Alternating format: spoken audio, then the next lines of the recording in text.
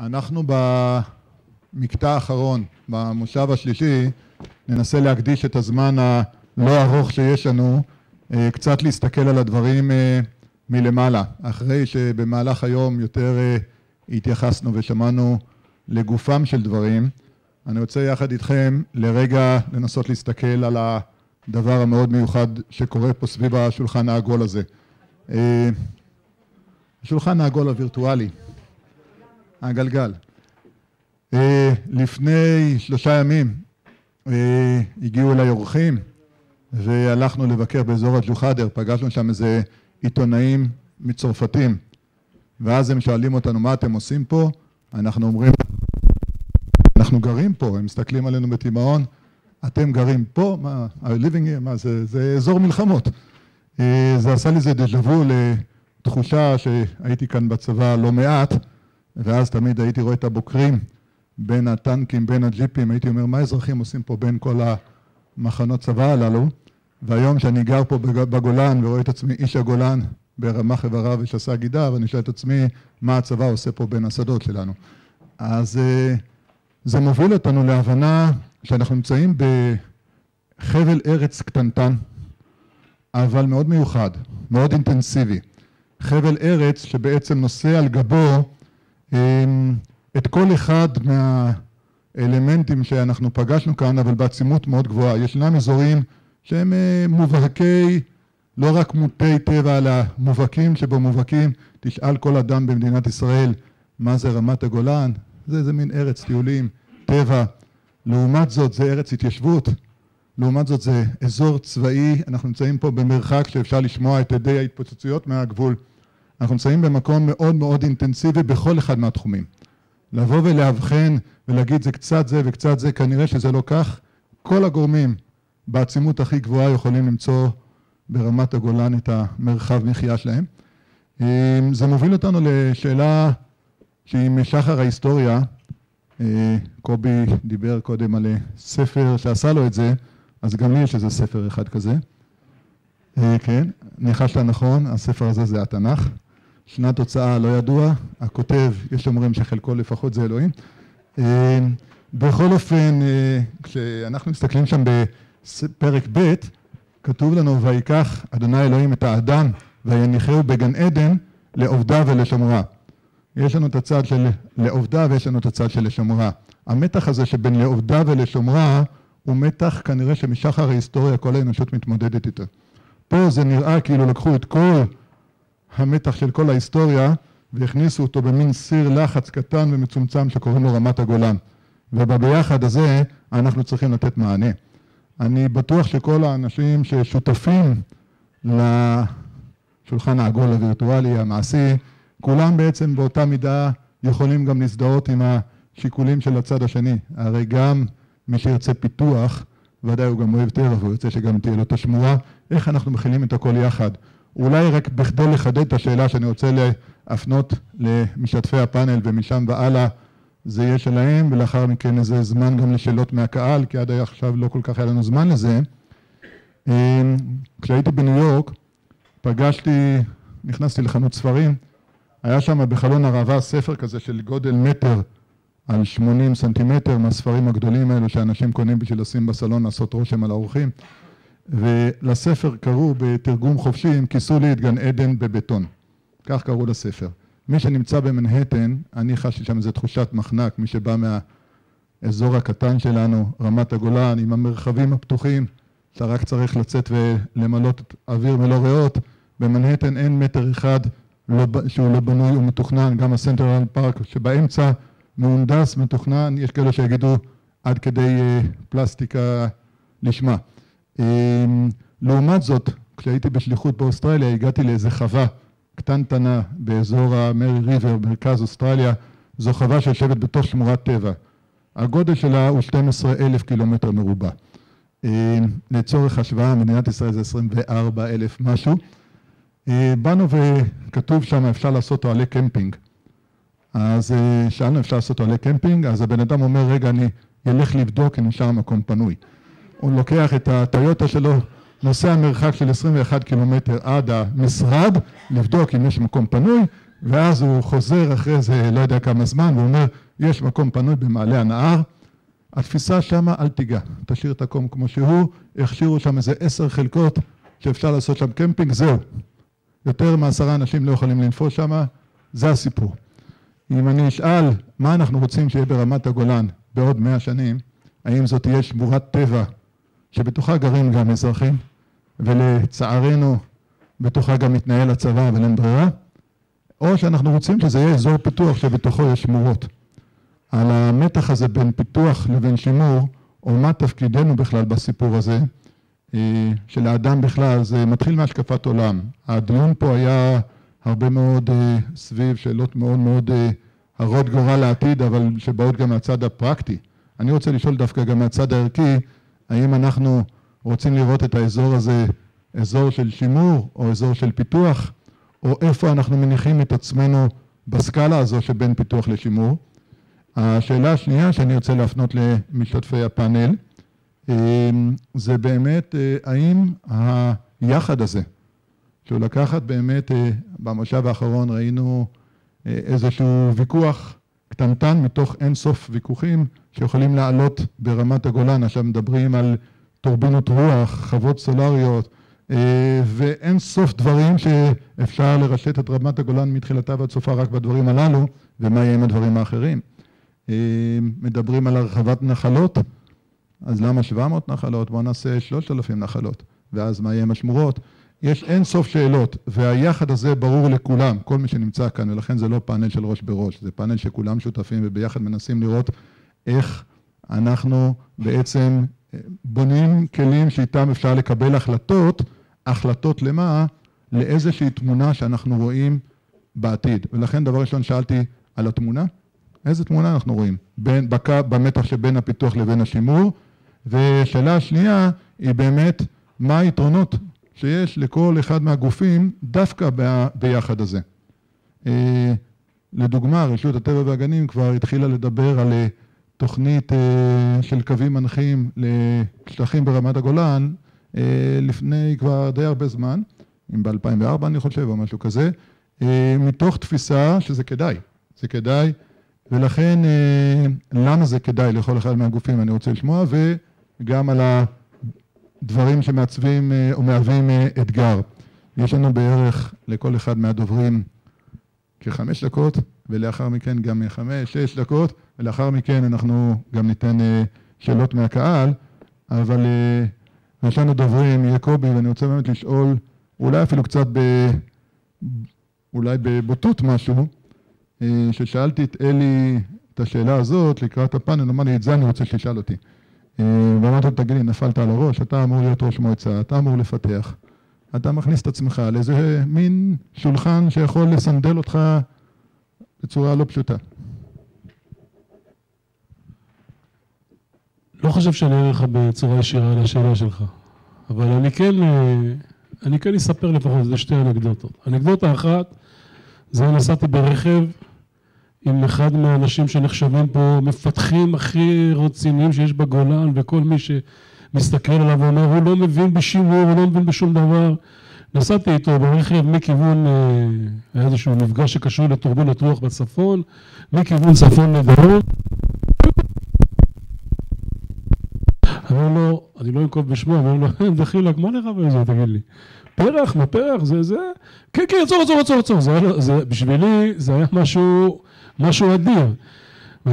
היה לי עוד מפגש דומה בקשר לאיזשהו צבי, שאותו מישהו הזה ראה, ואז אני אומר לאותו המישהו הזה, אם אני אגיד לך שבגלל שאתה רוצה לשים משהו היפותטי לחלוטין, עוד 4 טורבינות רוח, את הפרח הזה לא תראה יותר שנה הבאה. ואת הצבעים האלה אתה לא תראה בעוד 5 שנים. זה יעשה לך משהו, הוא אומר, אין ספק בזה. זאת אומרת, צריך להבין שאני לא חושב שיש פה איזשהו ויכוח מהותי בקשר של איך אנחנו רוצים לראות את הגולן בעוד 50 או 100 שנה. אני בטוח שיהיה איזשהו ויכוח מהותי בקשר לדרך. איך אנחנו רוצים, אין פה תושב בגולן שאני מכיר אותו, שלא רוצה לראות בגולן צמחייה נהדרת, שלא רוצה לשמוע ציפורים, שלא רוצה לראות מים מפקים, ולא רוצה לראות נוף פתוח. לא חושב שיש מישהו כזה שתשאל אותו והוא לא רוצה לעשות. השאלה היא מהי הדרך. עכשיו, כמובן שאם בדרך אתה הולך לעשות משהו, ויבוא איזשהו איש מקצוע ויגיד לך, תשמע, אם אתה נוקט בשיטה הזאת והזאת, אתה הולך בעצם פשוט להשמיד את מה שאתה חושב שצריך לשמור פה. לא יהיה אחד שלא ישים לב אל האיש הזה. לכן, איך מגיעים למצב הזה? ואני חושב שפה השאלה צריכה להישאל. איך מגיעים למצב הזה? יוצרים סיטואציה שבה אנשים יושבים ומדברים. לא יושבים ואומרים מה הם רוצים. הרי בסופו של דבר, איך שלא נסתכל על זה פה, הגישה שלנו אנתרופוצנטרית, מה שנקרא. אנחנו, כל אחד חושב שהוא יודע הכי טוב מה צריך להיות פה, הרט"ג בתוכה שהיא הכי טובה בדברים האלה, הקק"ל בתוכה שהיא הכי טובה בדברים האלה, החקלאים, המועצה גם כן משוכנעת שהיא יודעת הכי טוב מה צריך לעשות פה, אבל בסופו של דבר, השיח המשותף צריך לקבוע. איך יראה הנוף הזה בעתיד? לא אף אחד מהגורמים המקצועיים, כי כשקק"ל או רט"ג או גוף אחר קובע על מה לתת את הדעת, מה לחקור, מה לראות, הוא מוצא לעצמו את העניינים שהם הדומיננטיים מבחינתו כרגע. יכול מאוד להיות שיבוא מישהו מחר ויגיד שאיזשהו, אני יודע מה, שפירית, בשבילו, בלי שפיריות הוא לא מסוגל לחיות. הוא רוצה לשמור את השפיריות האלה, והשפיריות האלה יכולות להישמר אך ורק אם כל אוכלוסיית הצבעים תיעלם. יש פה דיון, הדיון הוא לא דיון חד משמעי, אבל הדיון הוא דיון שצריך לעשות בין האוכלוסייה. זה לא דיון שצריך לעשות על ידי אחד האנשים, ולא על ידי שני אנשים, אלא דיון שצריך לעשות במסגרת האוכלוסייה כולה, ולשם לפחות אנחנו מנסים להוביל. צריך לקחת בחשבון שהמועצה כגוף מפתח לקחה על עצמה איזה עול לא פשוט בנושא הזה. אם היא תתמיד בזה לאורך זמן, היא בעצם יוצרת לעצמה איזשהו מכשול, כביכול, בהקשר של פיתוח. זה יפריע לפיתוח רגיל, אבל המועצה מבינה שפיתוח רגיל בסופו של דבר ובסופו של יום לאורך 10, 20, 30 שנה פוגע בדברים המהותיים שכל אחד שחשובים לכל אחד מאיתנו. לכן אם אתה שואל אותי איך אני רואה את הגולן בעוד 40-50 שנה, אני רואה את הגולן בעוד 40-50 שנה משמר נוף שקבוצת האוכלוסייה כאן תחליט שצריך להישמר. ככה אני רואה את הגולן בעוד 30-40-50 שנה. כשאיך עושים את זה? עושים את זה בעזרת כל אנשי המקצוע ששייכים, שיודעים לעשות, שיודעים לעבוד פה. ויש פה הרבה אנשי מקצוע שיודעים לעבוד בשטח הזה, ואיתם צריך לעשות את זה. לפני ששרון ישיב, אני רוצה שרון שתחדד את הגבולות. ניתן דוגמה למה אני קורא גבולות, אני אקח דווקא דוגמה קיצונית, כשהיה את המאבק על הגולן, שביתת הרעב המפורסמת בגמלה, אז היה שם ויכוח נוקב, כי השמורה נסגרת ב5, אם אני זוכר נכון. ולא רק זה, האוהל של השובתי רעב ישב במקום ששם צומח השום השחור, אם אני זוכר נכון. ואנשים אמרו, לא מעניין אותי כרגע המאבק, התפקיד שלי לשמור על הגולן. והיו אלה שאמרו, עם כל הכבוד שתשמור על הגולן, אבל לא יישאר בסוף גולן. צריך גם בשביל מה להילחם. והצד השני אמר, רגע, וצריך בשביל מי להילחם. אם לא נהיה פה, יש שום שחור, אבל לא נהיה פה. אז זה דוגמה קיצון. אבל אם אנחנו מורידים היום, בגלל החתונה הזו שבין כל הגופים, את הגולן מ-50% שטחים של שמורות ל-30% שמורות, ועושים מסדרונות, או לחילופין נתיר בחלק בשמורות מרעה, או דברים מהסוג הזה, אז איפה שאלת הגבולות, אני אשמח לשמוע. טוב, לפני שאני נכנס לענות על השאלה הספציפית, אז אני אתחיל עם איזה סיפור אישי שלי, איך אני בעצם נחשפתי לכל הסיפור של הפיתוח בגולן, הפיתוח החקלאי, או מהצד של רשות הטבע והגנים, נקרא לזה, אלמות השטחים. התחלתי בתור פקח צעיר, פה ליד השולחן יושב מי שגידל אותי ברשות, ואחרי איזו תקופה פתאום לקחו תא שטח והפכו אותו לחקלאות, ואני, טוב, עוד תא שטח אחד, אחרי זה עוד תא שטח, באתי לדרור ואמרתי לו, תשמע דרור, מה, זה הולך להיפסק איפשהו? דרור אמר לי, אל תדאג, אין סוף, יש סוף כמה אגסים אפשר לשווק וכמה מים יש. אז עוד קצת וזה ייגמר. אבל הרשות הבינה באיזשהו מקום שזה לא בדיוק ככה. אם התייחסו לגולן בתור הכל שמור ממילא, וכראיה לזה היה איזשהו עיכוב מאוד מאוד מאוד ארוך בניסיון של הרשות או במאמץ של הרשות להכריז על שמורות טבע בגולן. אז בעצם היום אנחנו מבינים, או זה לא התחיל היום, דובר פה כבר על תוכנית מ-2004 ועל איזושהי תוכנית ב-2002 שכבר עשו שם איזשהו ניסיון להבין חוץ מהשמורות איזה עוד שטחים הם ערכיים, איזה עוד שטחים חשובים מאוד מאוד לשמירת הטבע בגולן. אנחנו היום מבינים שבשביל לשמר את הערכים המאוד חשובים שיש פה בגולן, ערכי הטבע מאוד חשובים שיש פה בגולן, לא מספיקים השטחים של השמורות. אני אתן איזושהי דוגמה קטנה לאירוס הארגמן. אירוס הארגמן, אירוס לא גדול כמו אירוס הגולן, נמצא במרכז הארץ, והוא מוגן, יש לו מספיק שמורות שבהם האירוס הזה נמצא. השמורות האלה קטנות, ועם השנים הם הלכו והפכו לאיים קטנטנים בתוך שטח גדול מאוד מבונה, והאירוס הזה דועך גם בתוך השמורות. וזה איזושהי דוגמה קיצונית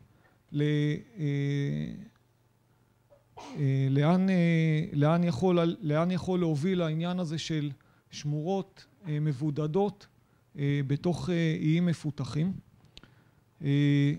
הרשות בעצם הבינה שאנחנו צריכים פה בעצם שיתוף פעולה של הציבור, של המועצה ושל הגופים האחרים, בשביל שנוכל לקדם את שמירת הטבע בגולן ובעצם לשמר את השטחים, לשמר את ערכי הטבע שהרשות מעוניינת לשמר. אבל המזל שלנו פה בגולן שאנחנו חיים בתוך קהילה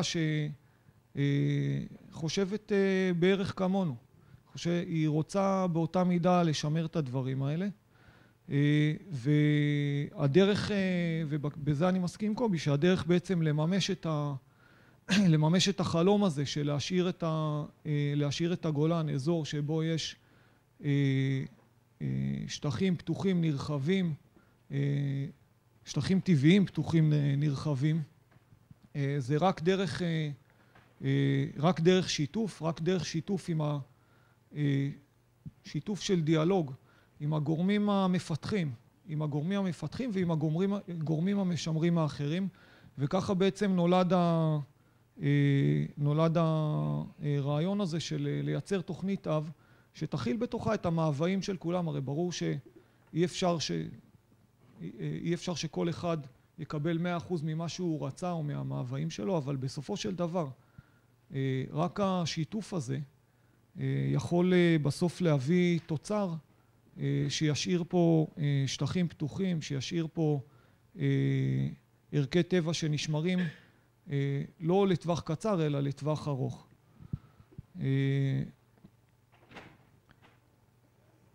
בסופו של דבר, לגבי השאלה ששאלת, אני חושב שהיא המילה שהכי מדייקת אותה זה מידתיות. בעצם איפה אם כולנו חושבים שצריך לשמור, כולל מי שבא לפתח פה בגולן, הוא גם חושב שצריך לשמור, איפה המידתיות? מי קובע כמה צריך לפתח? כמה אנחנו משאירים לדורות הבאים מהשטחים הפתוחים? ואיפה אנחנו שמים את הפיתוח הזה ביחס לכלל השטח? זה בעצם מה שהתוכנית הזו באה לייצר, ואני חושב את המילה הזאת של מידתיות התוכנית לא פותרת. התוכנית מאפשרת, התוכנית היא גמישה, היא מאפשרת מצד אחד לקחת אותה יותר לצד של השימור, היא מאפשרת גם מצד אחד לקחת אותה יותר לצד של הפיתוח.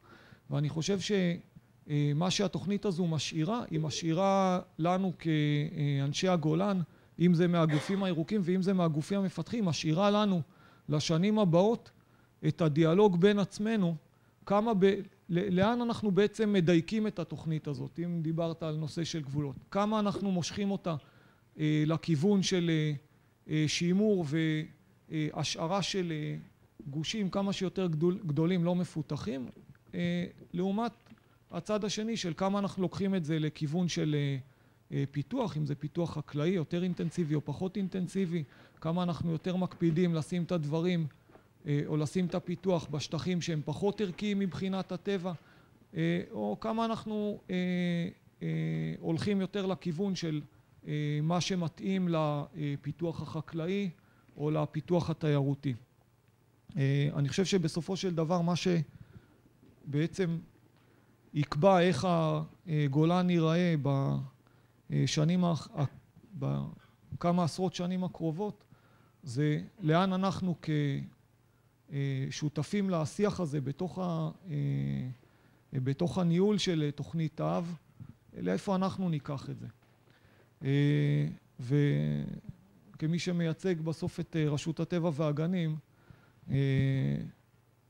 אני אגיד שאנחנו כמובן מעוניינים לשמור היום על משהו שאולי הוא המשאב הכי מבוקש או הכי נלחץ בשנים האחרונות. כנראה שאף אחד לא יבקש לעשות חקלאות בתוך נחל גלבון או בתוך הקניון של הנקיק השחור. השטחים היותר בעייתיים, היותר נדרשים על ידי כולם, זה בסוף הבתות העסבוניות, זה הנוף הכל כך ייחודי לגולן. אלה השטחים שמדובר עליהם היום, ואני חושב שהיכולת שלנו לקחת את ההיגיון שהתוכנית אב מכתיבה, ובעצם להכווין את הפיתוח שלנו למקומות שהתוכנית אב מבקשת שנלך לשם, זה בסוף מה שישמר את המראה שאנחנו רוצים, או את ערכי הטבע שאנחנו רוצים לשמר בגולן של העתיד. טוב, תודה. אין ספק שמידתיות זה שיצטרך להיבחן כל הזמן. לפני שאני אעביר את המיקרופון לאבירם וללירון נגיע בסוף, אני רוצה לחדד את השאלה לאבירם בשאלה של בין פיתוח לשימור. אז הקק"ל עברה איזשהו מהלך במהלך השנים, מגוף שעוסק בגאולת אדמות, פיתוח יערות, היום אתם עוסקים גם במאגרים, בתשתיות וכולי. האם התוכנית הזאת היא בעצם עוד איזשהו שינוי מהלך או שינוי תפיסה במיקום של בין פיתוח לשימור? כן או לא, איך אתה רואה את הדברים? זה גם אולי הזדמנות גם לעסוק בשאלת היערות בכלל. עמית דיבר על זה קודם. עובד?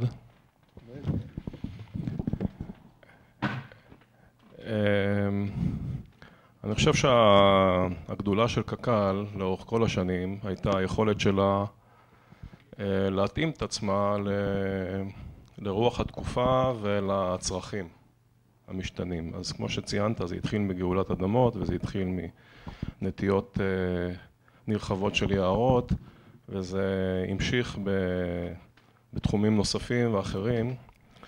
אני חושב שמה אבל מאפיין את כל הפעילות הזאת, שהיא בחלקה שימור, טיפוח, ובחלקה פיתוח, קודם כל שאני חושב שהאדם ורווחת האדם היא בראש האג'נדה שלנו, אבל אני גם חושב ויודע שזה תמיד נעשה מתוך רגישות והתחשבות גם בסביבה וגם במרכיבים האקולוגיים והטבעיים, ולכן אני לא מרגיש שיש איזשהו קונפליקט, לפחות אצלנו, בין פיתוח לבין שימור. ואנחנו בהחלט יכולים לדבר על ניהול שטחים פתוחים ברמת הגולן לעומת פיתוח. בימים אלו אנחנו מכשירים אלפי דונמים של שטחים חקלאיים להגדלת הנחלות ולקליטת משפחות נוספות ברמת הגולן. גם כשאנחנו עושים את זה, אנחנו מסתכלים על השטח ומנסים למזער את הנזק, וזה בהחלט, אני חושב, מעיד על היכולת שלנו לשלב בין שני הדברים. אני חושב שגם ההצגה שיעל נתן פה קודם, הסקירה שהוא נתן על השינוי בתפיסת הייעור שלנו, ועל ההתפתחות ועל הראייה היותר הוליסטית נקרא לה, ושלוקחת בחשבון את כל המרכיבים. פעם היו אומרים אצלנו שהיערנים מסתכלים דרך החור שבעץ. היום זה בהחלט לא ככה, היום אנחנו יודעים לנהל שטחים פתוחים על כל המגוון שבהם, מתוך התחשבות בכל המרכיבים, ואני חושב שאנחנו בהחלט רואים את עצמנו מהבחינה הזאת משתלבים בתוכנית האב לשטחים פתוחים בגולן, במקביל לעשיות האחרות שאנחנו עושים. תודה. דרור מהגנת הסביבה, אני ארצה גם ככה, אם תוכל, בתוך ההתייחסות שלך, ועוד לא היה לכם כל כך הזדמנות בכל היום הזה גם להתייחס לתוכנית בכלל. עוד מילה אחת, שאלת אותי בסוף, ביקשת שאני אתייחס לדברים של עמית. אם תרצה. אז אני ארצה. אוקיי, אני פשוט חשבתי כן, לא, אני לא הבנתי אם יהיו עוד סבבים לנו, או שזה אחר כך יהיה רק שאלות ותשובות, אז... שאלות מהקהל, לא יהיה לנו עוד הרבה סבבים. תשמעו, אני קצת הצטערתי שעמית ניצל את רוב הזמן שלו בשביל לדבר למה לא צריך ייעור, במקום למה צריך כן שמורות טבע. אבל אני חושב שזה אולי היתרון הגדול של הצוות הזה ושל תוכנית האב לשטחים פתוחים ברמת הגולן, זה שהדיאלוג הזה הוא לא רק בינינו לבין רשות שמורות הטבע, אלא הוא גם בינינו לבין גורמים אחרים במרחב הזה, ובראש ובראשונה תושבי הגולן, ואני חושב שגם שאר אזרחי המדינה. רק קצת נתונים, זאת אומרת, יש היום 30,000 דונם יער נטוע ברמת הגולן, שזה בערך 3% משטח הגולן. יש סדר גודל של 150,000 דונם שמורות טבע, שזה בערך 12% מרמת הגולן, ויש משהו כמו 100,000 דונם שטחים חקלאיים, שזה סדר גודל של 9%. אז אני לא חושב שיש מקום למופע האימים שקיבלנו נגד הייעור הנוראי הזה. אפשר לקחת ולבחור תמונות של שטחים לא מוצלחים שנטעו אותם עם יער מחתני, אבל אני בהחלט אומר את זה בפה מלא ומכל האחריות. אנחנו מדברים היום על ייעור מסוג אחר. אנחנו מדברים היום על ייעור שמתחשב בצומח הטבעי. אנחנו מדברים היום על ייעור שמתחשב במטרות וביעדים ובצרכים גם של האנשים. ואני חושב שכל השקופית שחזרה חזור ושוב במצגת של עמית, של המפגש נחלים שם, יהודיה וזוויתן, שהראתה שם יער פארק יפהפה, בעיניי זה יער. ואפשר לעשות יערות כאלה במקומות נוספים, במידה ומחליטים שיש מקום. ולכן התוכנית אב קבעה מסגרת, היא הגדירה את ייעודי השטחים. זה ברור שבתוך המסגרת הזאת לא הכל יהיה מוצא, אלא אנחנו נצטרך אחרי זה לעשות תוכניות מפורטות.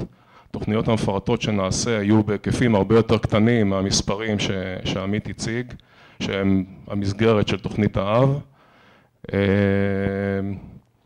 ואני עוד פעם אומר שהתוכנית האב כמובן תיתן את ההנחיות ואת המסגרת, והצוות שיקום כדי לנהל את השטחים הפתוחים ברמת הגולן, הוא יהיה זה שיחליט איפה רוצים לעשות מה על פי הנחיות של תוכנית האב.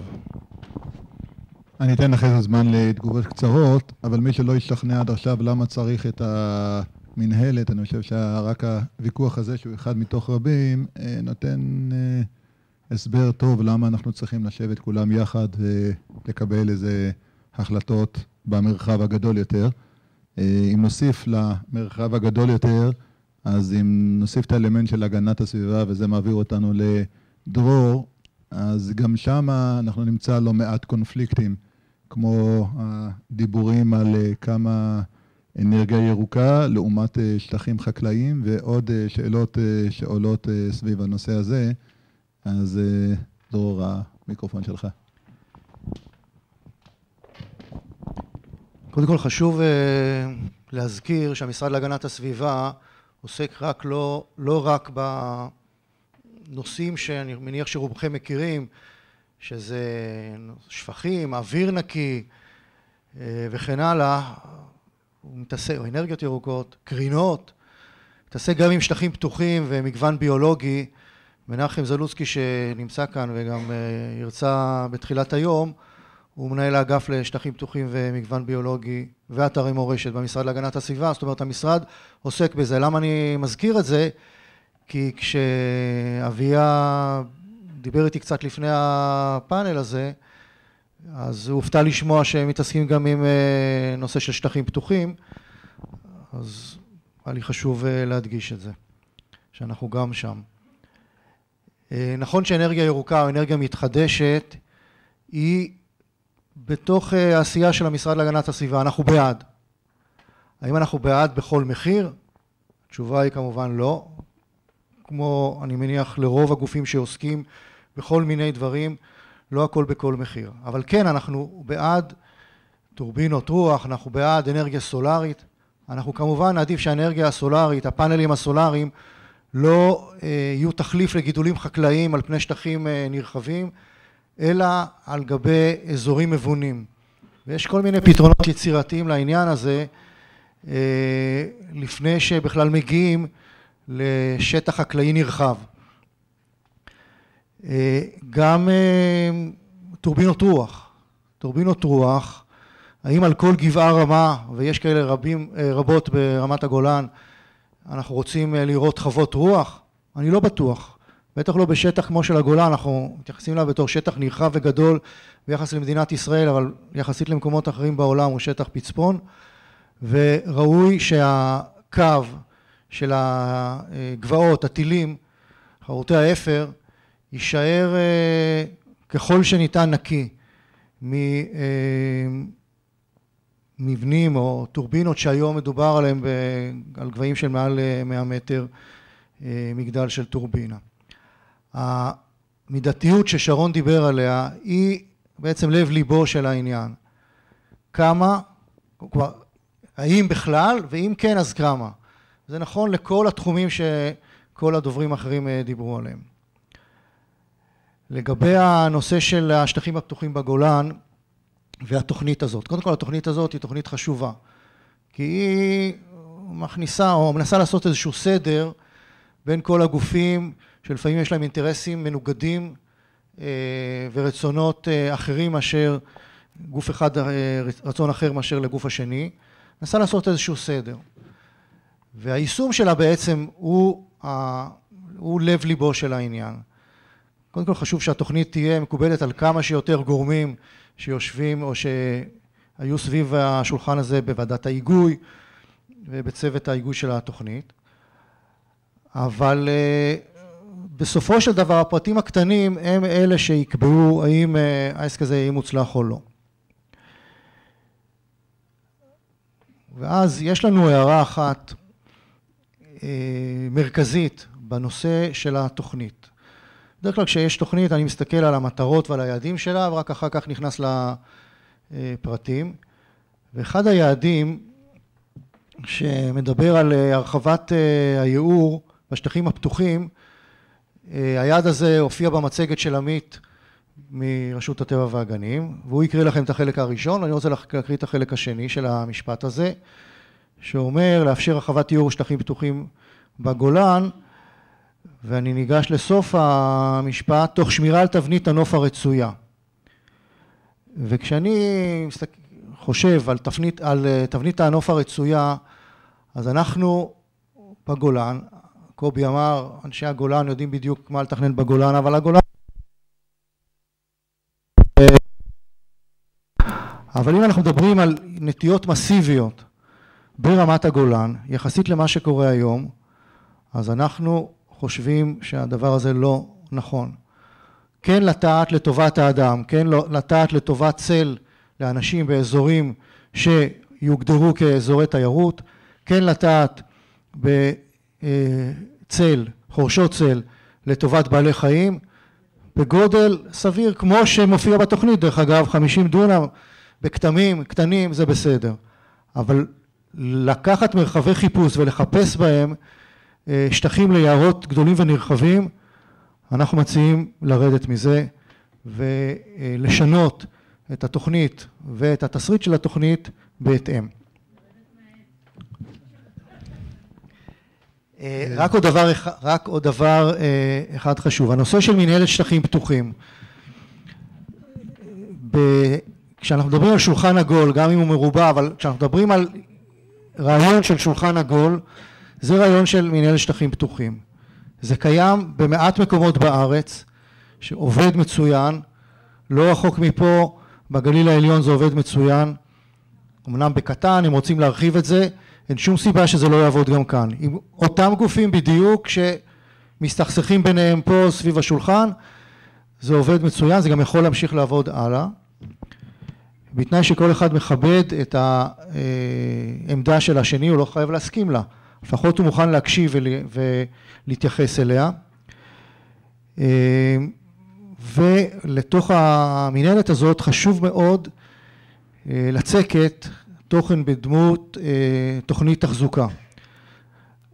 אנחנו מדברים על תוכנית, ייגמרו הפסטיבלים והאנשים, ולתחזק שטחים פתוחים זה עולה כסף, וזה לא פשוט. צריך לחנך את הציבור, לשמור עליהם, אבל גם אם הציבור מחונך צריך לטפל בהם, ולא להשאיר אותם כמו שהם. ולצורך העניין הזה רצוי שיהיו כמה שיותר שותפים שגם יודעים להכניס את היד לכיס. ולכן המנהלת הזאת היא חשובה, בתנאי שתהיה לה גם תוכנית תחזוקה כוללת. דבר אחרון, קובי, ראינו על השקף שהצגת את המבנה של המנהלת המוצעת, אנחנו מבקשים שגם המשרד להגנת הסביבה יהיה חלק מהמנהלת. תודה. אמיר, וככה בקצרה, לפני שלדבריך, אנחנו מכניסים לתוך הקלחת הזו גם את הנושא החקלאי, אז אתם מכירים את החוואי שמגיע מדרום אמריקה, מגיע פה לשדה הקטן, מסתכל על השדה ואומר למושבניק, אצלנו אני מתחיל לחרוש בבוקר 3 ימים נסיעה קו ישר שאני מגיע לקצה התלם. אומר לו המושבניק, כן, כן, גם לי פעם היה טרקטור כזה, תיפטר ממנו. אז אנחנו באיזה אזור פצפון, שיש בו גם חקלאות, כנראה עם יתרונות מובהקים, וגם כשדיברנו בטלפון, דיברת על הדאגה שלך מהעתודות של החקלאות, ומצד שני אנחנו מדברים על עתודות של שמורות, אז במתח הזה נשמח לשמוע מילה או שניים. טוב, אני חושב שדיברתי בהרצאה שלי בעצם על רוב הדברים, ואין טעם שבעצם אני אחזור עליהם. אבל כעיקרון שדיברנו על העניין הזה של שמירה על הקרקעות כעתודה לחקלאות. עכשיו זה לא עתודה לחקלאות, זה עתודה לאזרחי מדינת ישראל להספקת מזון. כי נניח שאני מסתכל בחלום שלי, שמדינת ישראל תדע לייצר את כל המזון שלה לבד. אבל כמובן שזה בלתי אפשרי. אז נניח לדוגמה חיטה או דברים אחרים. אז כל אחד יש לו את הכיוונים שלו. מדינת ישראל בעוד 50 שנה, אני יודע, תהיה פה 15 מיליון, 20 מיליון תושבים. צריך לספק לאוכל. מאיפה יביאו? כן, אבל אם, כמו שאשכול אמר, אם תהיה בצורת באמריקה, מה נעשה? אז חבר'ה, צריך לקחת את הדברים בפרופורציות. אנחנו חושבים שהשטחים שיכולים, ראויים, או עלולים להיות חקלאות זה בעצם לספק מזון לאזרחים, לאזרחי מדינת ישראל, כי בעצם הכל בעצם צריך להסתכל קודם כל במרכז על הבן אדם, על האדם. אם מחר אנחנו נתקלים בזה כל הזמן, נניח שכל הנושא של הייעור, אבל מבחינת הגדלת הערים לכיוון השטחים החקלאיים. אז נגיד אפשר להתנגד לזה שנניח שכונות ייבנו בעיירות פיתוח או לא בעיירות פיתוח, בכלל. אפשר להתנגד לזה שאנשים ישפרו את המגורים שלהם. הלוא זה לא הגיוני, כי כל אחד פה שיושב פה ורוצה לגדל את המשפחה שלו בישראל ואת הילדים, את הנכדים. חושב שגם צריכים לדאוג לפתרונות דיור וכו'. אז לכן צריך לדעת לשחק עם הדברים האלו נכון. ולא לבוא ולהגיד, אוקיי, מה יהיה בעוד 50 שנה? מי נביא וידע מה יהיה בעוד 50 שנה? אז אנחנו מנסים להתנהל, אני חושב שהתוכנית הזאת היא תוכנית נכונה, כי בעצם בתנאים שיש לנו, לשבת וכל אחד שיכניס את האינפוט שלו, בתחומים שלו, לתוך הנושא הזה, ולאט לאט מוצאים פתרונות נכונים להמשך הפעילות. לירון, שתסגור לנו את המעגל, אני ארצה גם לשאול, האם אנחנו ככה, נראה לי שאני אחד האנשים שלא בא דווקא מהתחומים הללו, מה זה קצת שאלת בור אולי, האם המנהלת הזאת היא בעצם איזה סוג של... מה? אני נציג הציבור. האם זה איזה סוג של גישור, או שאולי אנחנו צריכים ביחד לייצר איזשהו חזון משותף? יש הבדל בין גופים שלא מסכימים, אינטרסים מנוגדים, והולכים לגישור, ובעצם הגישור הוא בין השונויות השונות, לבין יצירת איזשהו יחד על הבסיס המשותף. האם אנחנו גם הולכים פה למקום שייצר איזשהו חזון משותף, ולא רק פתרונות או כלי עבודה לפתירת קונפליקטים? יופי. טוב, תודה על השאלה הזאת, כי זה בדיוק מה שרציתי להגיד. תראו, כשהתחלנו את התוכנית, זה היה כבר לפני קרוב ל3 שנים, בעצם אמרו לנו, אין קונפליקטים בגולן. פה כולם מחבקים את כולם, כולם מסכימים עם כולם, כולם אוהבים את כולם, זה שטח ירוק, זה שטח פתוח, זה שטח יפה, וכולם מסכימים על זה, וכולם יודעים מה צריך לעשות. שבועיים ואתם סוגרים את העניין. אז במהלך 3 שנים האחרונות גילינו שיש כמה קונפליקטים, יש קצת, ואנחנו ממשיכים לגלות אותם, הם ממשיכים לצוץ, ויש עוד כל מיני פה ושם ופה וכאן. ואני חושבת שמה שיפה וחשוב, ואולי חלק מהאנשים יראו בזה חיסרון דווקא של התוכנית, אבל אני חושבת שהוא יתרון מאוד מאוד גדול, זה העובדה שאנחנו לא מייצרים פה תוכנית גמורה. אנחנו אומרים את זה חד וחלק, זאת לא תהיה תוכנית מושלמת, אנחנו נסיים אותה והיא לא תהיה פתורה עד הסוף. אוקיי? זאת לא תהיה תוכנית סטטוטורית שהולכים ומאשרים אותה ויש מסמך וזהו, לא זזים מפה, כאילו יודעים בדיוק מי עושה מה מחר בבוקר, לא, זה לא הייתה הכוונה שלנו. הכוונה שלנו הייתה ליצור מסגרת, ליצור כללי משחק, ליצור את המגרש, בוא נאמר את זה ככה, עם כמה כללים, אבל עדיין המשחק ימשיך ויתנהל, וטוב שכך. כאילו, הדיאלוג שהיה פה מקודם בין קק"ל ורט"ג ופה ושם, אני רואה בזה משהו חיובי. זה אומר שהדברים ממשיכים לקרות. הדיאלוגים ימשיכו להתקיים, אבל לפחות יש לנו איזשהו בסיס, איזשהו מגרש, איזשהו מקום שבו הדברים האלה יכולים להתבטא, ולא דווקא בצורה של ריבים גדולים, דווקא בצורה של כללים בסיסיים שיאפשרו את ההסכמות. אז בעצם אני רק רוצה ככה להעיר איך בעצם עשינו את התוכנית הזאת לתוכנית לא גמורה. למשל, לא קבענו ייעודי קרקע, קבענו אזורי תכנון. מה זה אזור תכנון? אזור תכנון זה אזור שבו יכולים להתקיים כל מיני דברים, במינונים שונים. יש לנו אזור אחד שהוא יותר לכיוון החקלאי, אבל יכולים גם להיות בו שטחים שמורים, וגם יכולים להיות בו יערות. ויש לנו אזור אחר שבו הוא יותר מוטה טבע ונוף, אבל גם שם יכול להיות מרעה ויכול להיות חקלאות במינונים אחרים, שעליהם נצטרך להמשיך לדון באותם מנהלת שטחים פתוחים, באותם מוסדות ופורומים לדיאלוגים שהתוכנית הזאת היא בעצם מייסדת אותם, וזה הכוח שלה, זה ההישג האמיתי של התוכנית. זה להקים את אותו גוף, את אותו מנהלת שטחים פתוחים, לתת לה את הכלים הראשוניים לעבודה, אבל מפה והלאה לאפשר לה לעבוד לבד, בכוחות עצמה. האנשים שיושבים מסביב לשולחן הזה יודעים לעבוד מצוין ביחד. אולי זה לא נראה ככה ממבט ראשון, אבל הם יודעים. ממש, והם ימשיכו לעשות את זה נהדר, אם ניתן להם את הפורום הבסיסי שבו הם יכולים לעשות את זה. וגם כמובן אנחנו לא יודעים מה יקרה בעתיד. לפני שבועיים קובי פנה אלינו ואמר, עכשיו יש תוכנית לחיפושי נפט בגולן. איך זה משתלב עם התוכנית של השטחים הפתוחים. עוד שבועיים יהיה איזשהו משהו אחר שפתאום ירצו גם כן לשלב אותו בשטחים הפתוחים. אנחנו לא יכולים לפתור את הדברים האלה בתוכנית, בנייר סופי. ובגלל זה, עוד פעם, מאוד מאוד חשוב אותו פורום שבא ועובד על בסיס של כן חזון. כן, אני מאוד מזדהה עם זה. זה לא תהליך של גישור מתמיד שבו אנחנו לא יודעים לאן אנחנו הולכים. התוכנית ביססה את החזון הבסיסי. צריך אולי לתקן פה את המילים פה ושם. אני רואה כל מיני פרצופים ככה שמסתייגים, אבל אנחנו יודעים כבר מה אנחנו רוצים. את החזון הבסיסי יש לכולם, וכולם מסכימים, ויש לנו גם אמון בין כל הצדדים, שאנחנו כולנו רוצים את אותו דבר, וכולנו רוצים לראות את השטחים הפתוחים ברמת הגולן, מגיעים למקום הכי טוב שהם יכולים. וזה מצב שאנחנו גם מסכימים עליו, שאנחנו רוצים שהוא יהיה מצב של ווין ווין. אני זוכרת שפעם שמעתי איזושהי הרצאה של מישהו דווקא ממשרד החוץ בישראל, שהוא אמר שאחד הבעיות זה שאין מילה בעברית לווין ווין.